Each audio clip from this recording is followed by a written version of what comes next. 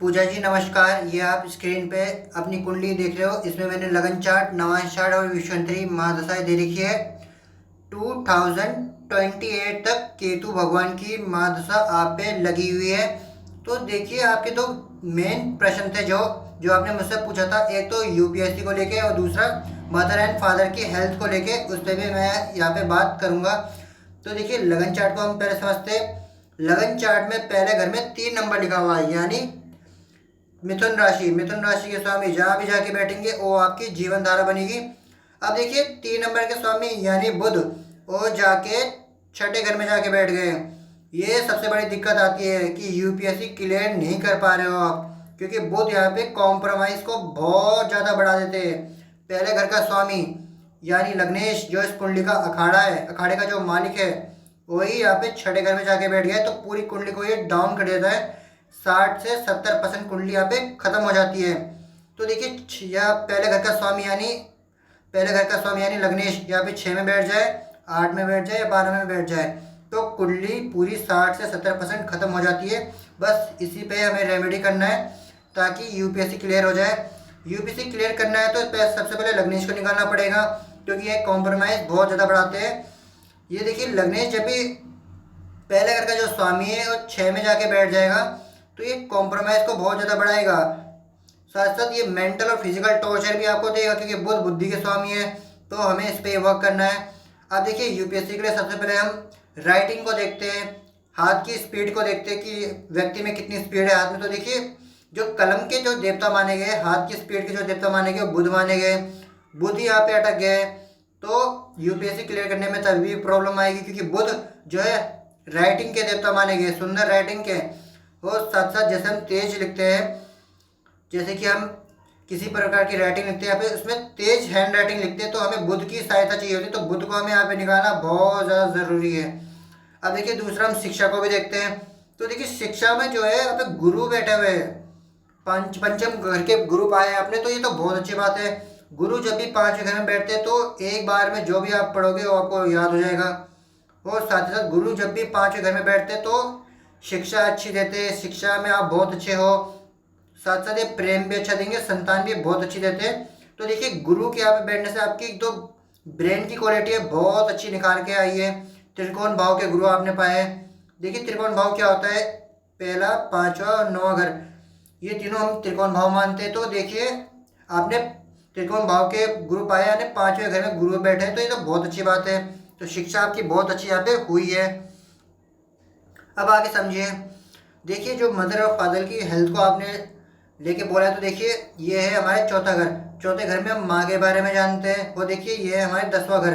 10वें घर से हम पिता के बारे में जानते हैं। अब देखिए, यहाँ पे कौन कौन से ग्रह बैठे हुए हैं। माँ के घर में केतु भगवान बैठे हुए हैं। केतु जब भी चौथे घर में जाके बैठते हैं तो ऐसे जो बच्चे, उनका बचपन बहुत अच्छा गुजरता है। तो आपका बचपन यहाँ पे बहुत अच्छा बीता हुआ है। खेल खिलौने, सारी फैसिलिटीज़ जो बचपन में बच्चे को मिलती है वो आपको मिली हुई है। तो केतु यहाँ पे बहुत अच्छा भाव बचपन में देते हैं। लेकिन बुढ़ापे में केतु भगवान यहाँ पे आपको अकेला दवा खाने पे मौत के लिए आपको इंतजार करना पड़ेगा। केतु भगवान यहाँ पे बुढ़ापे में ये करते हैं कि बुढ़ापे में ये अकेला छोड़ देते हैं व्यक्ति को। तो चौथे घर की रेमेडी हमें करनी पड़ेगी। केतु जब भी चौथे घर में विराजित होते हैं तो माँ को बहुत ज़्यादा तकलीफ देंगे।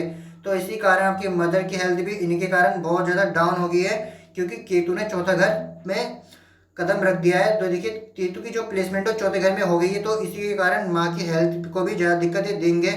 अब देखिए, राहु जो है यहाँ पे 10वें घर में विराजित है।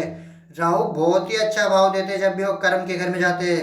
राहु यहाँ पे आपको हमेशा ऊंचाई पे रखेंगे। आप हमेशा ग्राउंड फ्लोर से नीचे कभी नहीं रहोगे, आप हमेशा ऊंचे फ्लोर पे रहोगे और ऊंचाई आप सोचोगे। तो देखिए, राहु यहाँ पे बहुत अच्छा भाव देते हैं। लेकिन ये घर पिता का होने के कारण यहाँ पे राहु पिता को कष्ट देंगे। तो माता पिता दोनों को राहु और केतु भगवान के कारण कष्ट हो रहा है। इसकी रेमेडी भी मैं आपको व्हाट्सएप में दे दूंगा। अब देखिए, हम आपकी लाभ और धन की जहाँ तक बात करें तो लाभ के स्वामी देखिए मंगल अपने ही घर में बैठे हुए, तो बहुत अच्छी बात है। 1 नंबर मेष राशि इन्हीं की है। तो मंगल से आपको बहुत अच्छा लाभ यहाँ पे मिलने वाला है। लाभेश आपका अपने ही घर में बैठा है, तो ये सवा राशि के मंगल हो गए। मंगल में कोई कमी नहीं है। अब देखिए, यहाँ पे धन की बात करें तो यहाँ पे धन के स्वामी चंद्रमा 4 नंबर कर्क राशि इन्हीं की है। वो अपने ही घर में बैठे हैं, सवा राशि के चंद्रमा ये भी है। लेकिन देखिए शनि भी जो है अपने घर, शनि जो है चंद्रमा के घर में जाके बैठे हुए हैं, तो ये भी बहुत अच्छा भाव देते हैं, लेकिन अकेले बैठना होना चाहिए। अब देखिए शनि और चंद्रमा जब भी एक साथ बैठते हैं इसे हम कहते हैं विष दोष। विष दोष जब भी लगा है धन के घर में लगा है, तो धन आपको किसी को नहीं देना है, ये धन को बार बार फंसाएगा, बेफिजूल की खर्ची भी एक कराएगा कराएगा। तो धन का हमें उपाय करना है, क्योंकि यहाँ पे धनेश फंस गया है शनि भगवान के साथ। जब भी विष दोष लगता है तो ये मन को बहुत ज़्यादा ओवर थिंकिंग देता है, एक रिंगिंग माइंड में हमेशा 24 घंटे चलती रहती है। तो चंद्रमा को हमें यहाँ पे निकालना है, क्योंकि मनोबल ही आपको यहाँ पे तोड़ दिया चंद्रमा ने। अब देखिए शनि यहाँ पे वक्री हो गए, स्टार बन गया है, तो धन की प्रॉब्लम साथ साथ धनेश का फंस जाना है, ये तो बहुत ज़्यादा सिचुएशन यहाँ पे गंभीर हो गई है, तो हमें दूसरे घर की रेमेडी करना पड़ेगा। अब देखिए तो सूर्य जो है यहाँ पे सप्तम घर में बैठे, तो पार्टनर जो है रॉयल परिवार से आता है, रॉयल पार्टनर आपको मिलेगा। सूर्य पे बस हमें यहाँ पे काम करना है, इनकी डिग्री बढ़ानी है, तो यहाँ पे आप एक माणिक्य धारण कर लीजिएगा, तो सूर्य पे आपको बहुत अच्छा भाव यहाँ पे देंगे देंगे।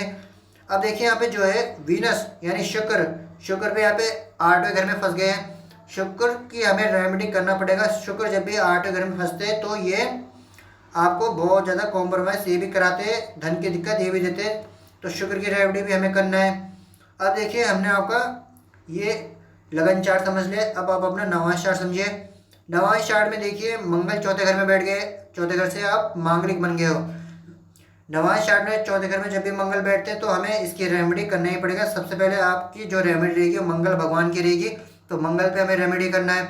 अब देखिए केतु भगवान पहले घर में है और राहु भगवान 7वें घर में है। ये राहु केतु भगवान का 1-7 एक्सिस बन गया है।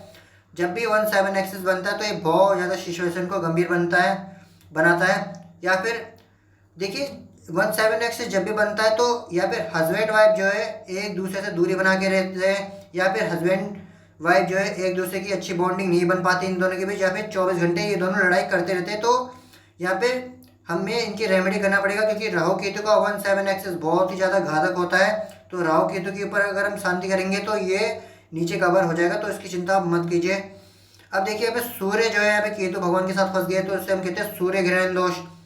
यहाँ पे सूर्य ग्रहण हो रखा है पहले घर में, तो हमें इस सूर्य ग्रहण को यहाँ से मुक्त कराना है। अब देखिए यहाँ पे बुध भी बैठे हैं सप्तम घर में राहु भगवान के साथ। राहु और बुध जब भी एक साथ बैठते हैं तो इसे हम कहते हैं जड़ योग। जड़ योग क्या होता है, जिसमें मनुष्य के हर डिसीजन फैसले गलत होते हैं, अच्छे लगन शगुन मिलने में अच्छे देरी होती है, अच्छी अपॉर्चुनिटीज नहीं मिल पाती है। बुध जब भी राहु भगवान के साथ फंसेंगे तो ये बहुत ज़्यादा बुद्धि के इश्यूज देंगे, तो बुध को भी हमें यहाँ से निकालना है। अब देखिए शनि और चंद्रमा दोबारा रिपीट हो गए, इधर ऊपर भी शनि और चंद्रमा लगन चार्ट में धन के घर में, नीचे भी नवांश चार्ट में ये 8वें घर में लग गए, तो यहाँ पे विष दोष दोबारा रिपीट हो गया है, इसी की हमें रेमेडी करना है। देखिए दोनों ही गुरु एक साथ बैठ गए, गुरु अपने ही राशि में बैठे हुए, बृहस्पति 11वें घर में कारक माने जाते हैं। अब देखिए शुक्र भी बैठे तो ये भी कारक माने जाते हैं। जब भी दोनों गुरु एक साथ बैठते हैं तो ऐसा जो व्यक्ति है बहुत ज़्यादा आकर्षित होता है, आकर्षण उसमें बहुत ज़्यादा होता है, तो ये बहुत अच्छी बात है। अब देखिए शुक्र की जो दृष्टि है वो यहाँ पे 5वें घर में पड़ रही है। देखिए 1 2 3 4 5 6 7वीं दृष्टि इनके 5वें घर में पड़ी, तो शिक्षा बहुत चमकने वाली है, आपकी शिक्षा में बहुत उन्नति करोगे। अब देखिए गुरु की जो दृष्टि पड़ रही है 1 2 3 4 5 6 7वीं दृष्टि भी बृहस्पति की इस 5वें घर पे पड़ रही है, तो गुरु और शुक्र की दृष्टि यहाँ पे 5वें होने के कारण आपको बहुत अच्छा लाभ यहाँ पे मिलने वाला है। अगर आपको जानकारी पसंद आई हो पूजा जी, चैनल को सब्सक्राइब जरूर कीजिएगा, वीडियो को लाइक जरूर कीजिएगा, एस्ट्रो ज्ञान को सब्सक्राइब जरूर कीजिएगा।